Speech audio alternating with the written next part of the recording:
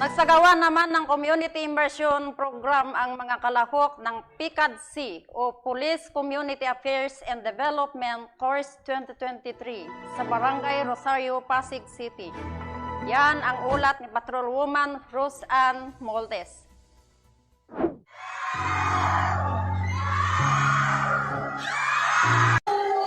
Nandito po tayo ngayon sa Barangay Rosario, Pasig City, kung saan ginaganap ang Community Immersion Program sa pangunguna ng Police Community Affairs and Development Class 2023-008 and 009. Mahigit 100 benepisyaryo ang napasaya at napaindak ng mga kapulisan, katuwang ang PNP Dance and Fitness Team na nagpasimuno ng Dance Fitness Activity o Zumba para sa mga residente ng Barangay Rosario.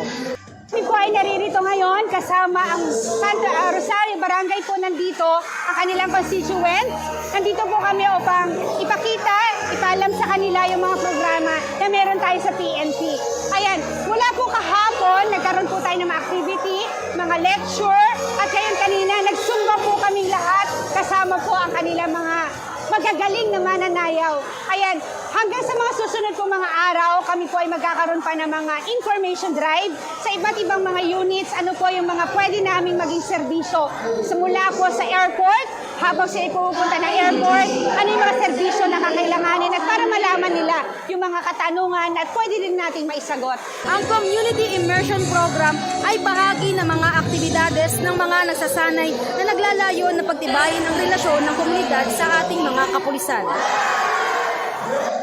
Nagpapasalamat po kami sa PNP na pumunta po dito sa Rosario, Pasig City na kami po ang napili na ang yung event na ginawa nila dito sa amin. Talaga po kaming nagpapasalamat po sa ginawa nila.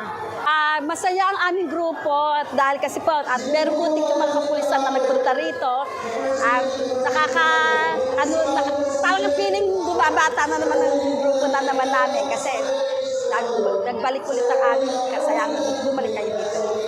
Mula dito sa Metro Manila, ako po ang inyong PNN correspondent, Patrolwoman Rose Ann Moldes, alagad ng batas, tagataguyod ng Balitang Pulis. Maraming salamat, Patrolwoman Moldes.